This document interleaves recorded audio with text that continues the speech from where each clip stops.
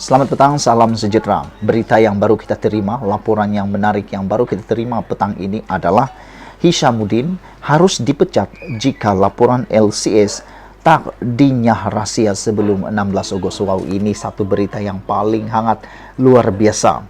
Aku terkejut ketika menerima berita ini, laporan ini menulis bahwa Hishamuddin harus dipecat. Siapa yang harus memecat Hishamuddin? Hishamuddin kan adalah klaster kabinet yang rapat dengan Perdana Menteri sekarang. Sekiranya Hishamuddin dipecat, apa jadi dengan kumpulan kabinet? Klaster kabinet. Habislah Ismail Sabri, sokongannya juga akan hilang. Tetapi bagaimana cerita ini sampai timbul? Apa sebenarnya isi sehingga Hishamuddin harus dipecat jika laporan LCS tak dinyah rahsia sebelum 16 Ogos ini? Aku sebenarnya tak yakin dengan apa yang dituliskan ini, dan aku pikir Ismail Sabri Yaakob tak mungkin akan memecat Hishamuddin. Tapi kalaulah ini benar-benar berlaku, habislah. Menteri Pertahanan Hishamuddin Hussein harus dipecat jika laporan mengenai proyek kapal tempur pesisir LCS tidak didedahkan pada 16 Ogos, kata bekas Timbalan Menteri Pertahanan Liu Chintong. Kabinet telah mencadangkan pada 9 Ogos untuk menyah rahsia laporan yang disediakan oleh Jawatan Kuasa Siasatan Tadbir Urus Perolehan dan Keuangan yang dipengerusikan bekas Ketua Audit Negara Amrin Buang, serta laporan daripada audit forensik mengenai projek LCS yang dijalankan pada 2019. Jika laporan itu tidak didedahkan oleh Kementerian Pertahanan pada Selasa, yaitu 16 Ogos ini, Perdana Menteri harus memecat Hishamuddin kerana ingkar arahan, kata beliau lagi.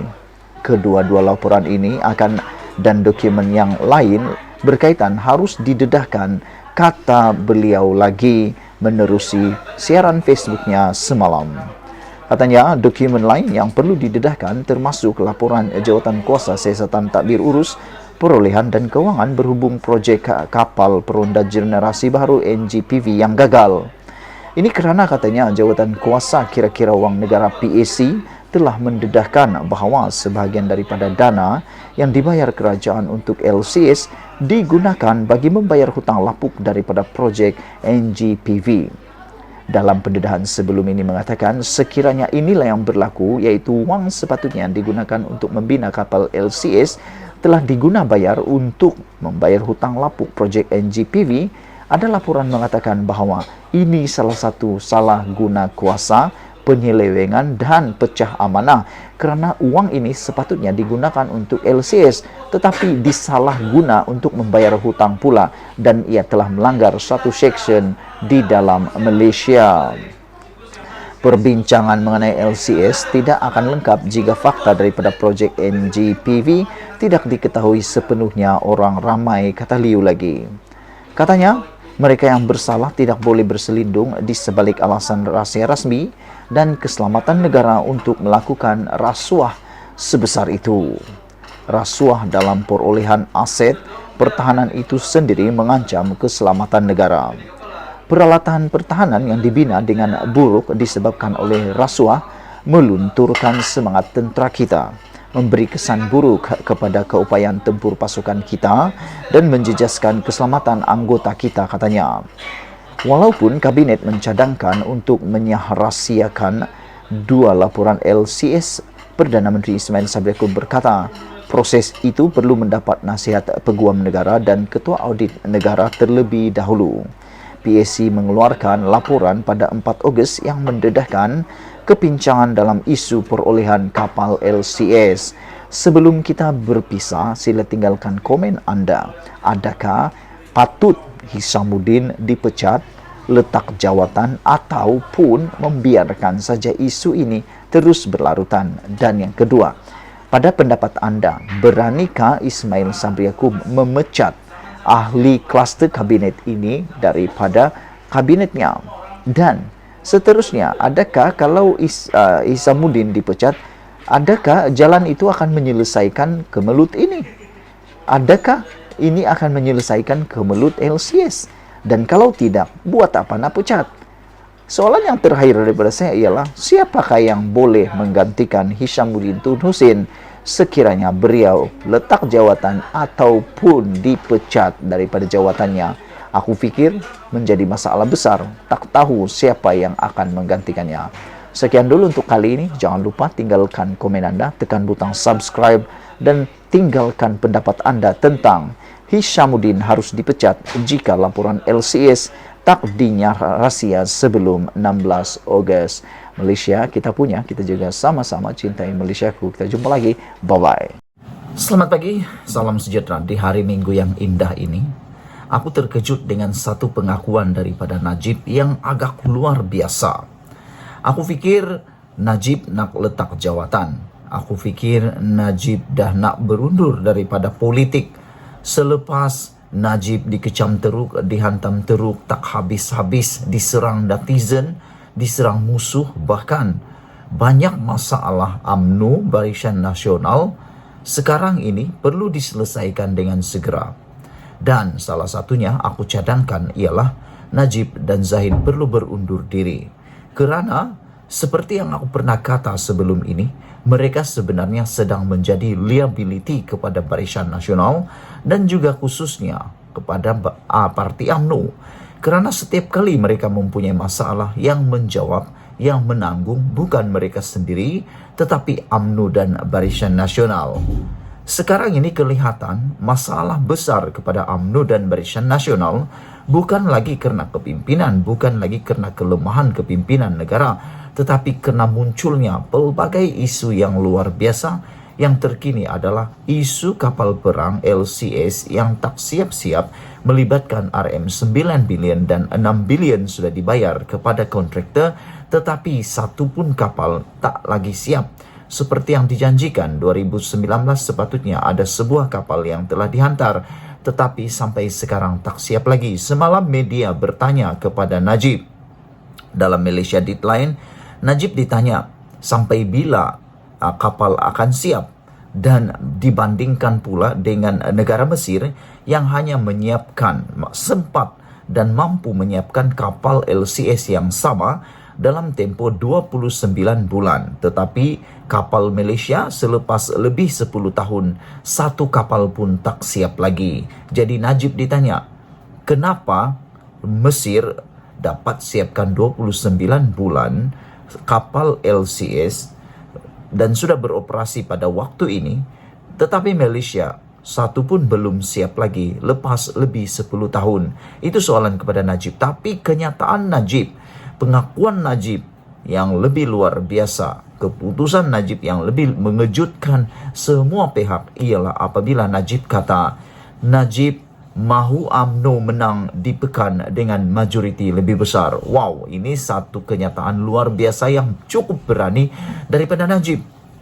Walaupun masa depan Najib kelihatannya tidak menentu pada waktu ini, keadaannya seperti tidak memihak kepada Najib kerana bermula pada minggu hadapan hari Isnin depan, iaitu besok 15 Ogos, perbicaraan terakhir Najib, rayuan terakhir Najib di Mahkamah Persekutuan berkaitan dengan rayuan mengenepikan hukuman penjara 12 tahun dan denda 210 juta dengan isu kes SRC internasional akan didengar. Dan yang lebih hangat lagi, ada laporan media mengatakan sekiranya prosiding pendengaran kes rayuan Najib terakhir ini tidak ditangguhkan dan diteruskan oleh Mahkamah Persekutuan, ada laporan media mengatakan pasukan pembelaan Najib yang terkini akan menarik diri.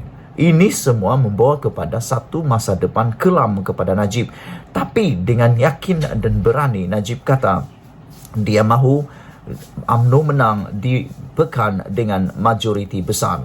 Aku nak tanya kepada Najib, dia yakinkah dia tak akan masuk penjara dan dia akan dapat mewakili UMNO lagi di Pekan? Dan sekiranya Najib masuk penjara, dia tidak boleh mewakili lagi Parlimen Pekan. Siapa akan menggantikannya? Karena spekulasi hebat bertiup kencang sekarang mengatakan anak Najib akan menggantikan Najib di sana. Legasi Najib tak akan habis. Jadi ada orang kata legasi Najib ni tak akan habis sampai bila-bila, kerana tak tahulah apa alasannya.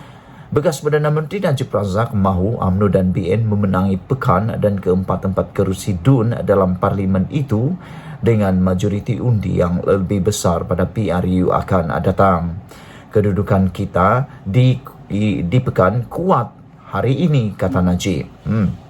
Mungkin itu penilaian Najib secara pribadi, secara kendiri. Secara pribadi mungkin Najib menilai UMNO kuat di Pekan. UMNO Barisan Nasional kuat di Pekan. Tapi aku fikir ada perkara yang mungkin Najib terlepas pandang pada waktu ini kerana Najib sudah kekurangan dana, ditambah lagi akaunnya dibekukan sehingga hanya boleh mengeluarkan 100,000 sebulan.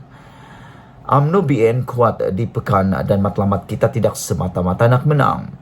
Matlamat kita nak Pekan dimenangi dengan majoriti tertinggi di kalangan semua calon kita, kata Najib. Wow, Najib mengatakan dia mau menang paling besar di seluruh Malaysia. Yang saya faham seperti itu. Kita nak pulih semula walaupun dulu kita menang pada tahun 2018, majoriti 24,859. Kalau rakan-rakan saya lain dapat 24,000 majoriti, kita dah meloncat, kata Najib. Tapi di Pekan 24,000 majoriti itu dianggap menurun daripada PRU sebelum ini. Bagi kita ia bukan merupakan pencapaian yang memberangsangkan, kata Najib. Tapi aku nak bagi tahu Najib, kemenangan berapapun ribu pun, kalau menang tetap menang, menang 2 undi pun tetap menang. Tapi Najib kata dia mahu lebih daripada 24,000. Tapi kali ini 24,000 itu kita nak tingkatkan jauh lebih tinggi pada PRU 15. InsyaAllah, kata ahli Pekan itu. Aku nak bagi tahulah, Najib perlu bagi fokuslah kepada perkara yang lebih penting pada waktu ini. Bukan memenangi Parlimen Pekan, tetapi memenangi rayuannya di Mahkamah Persekutuan yang bermula esok. Najib yang pertama kali bertanding dan menang pada PRN Pekan pada 1978 berikutan kematian bapanya dan bekas Perdana Menteri Abdul Razak Hussein, mengekalkan kerusi itu dalam 8 pilihan raya lalu. Wow, 8 kali sudah Najib menang di sana, tak pernah kalah. Pada 2018 di tengah-tengah kemarahan orang ramai terhadap skandal 1MDB, undi majoriti Najib merosot kepada 24,859 undi berbanding dengan majoriti 35,613 undi pada 2014. Fokus mesti diberikan kepada pengundi berumur antara 18 dan 40 tahun yang terdiri daripada 56.77% daripada 118,835 pengundi. Kita juga harus memberi tumpuan kepada pengundi berumur antara 18 dan 20 tahun kerana mereka mempunyai kesedaran dan pengetahuan politik yang lebih rendah, kata Najib. Yang ini aku sanggah. Apa sebab Najib kata pengundi berumur 18 dan 20 tahun hingga 20 tahun ini mempunyai kesedaran pengetahuan politik yang rendah? Aku fikir pada waktu ini pengetahuan politik yang lebih tinggi adalah orang yang berumur 18 dan 20 tahun dan 20 tahun hingga 40 tahun. Yang berusia lebih daripada itu sebenarnya berpengetahuan politik tetapi sudah tegar, tak nak berubah lagi. Walaupun orang itu salah, walaupun pemimpin itu salah, mereka sudah seperti telah dipukau, seperti telah dipukau oleh pemimpin-pemimpin yang walaupun korup, walaupun kleptokrasi dan sebagainya, mereka tetap mengundi orang itu. Inilah yang tak berpengetahuan politik. Berpengetahuan politik rendah berbanding orang yang berumur 18 dan 20 tahun. Pada waktu ini, pada fikiran aku, mereka inilah yang pencatur kepada politik sebenar yang ada di Malaysia. Dalam ucapan selama 30 minit itu juga, Najib telah menggesa ahli parti mendoakannya dan menunjukkan solidariti dengan hadir di Mahkamah Persekutuan pada minggu depan. Wow, Najib nak minta sokongan, ya. Tak payahlah nak sokong, biar dia sokong diri dia sendiri. Okey, itu saja daripada kita. Malaysia kita punya, kita jaga sama-sama cintai Malaysia. Kita jumpa lagi. Bye-bye.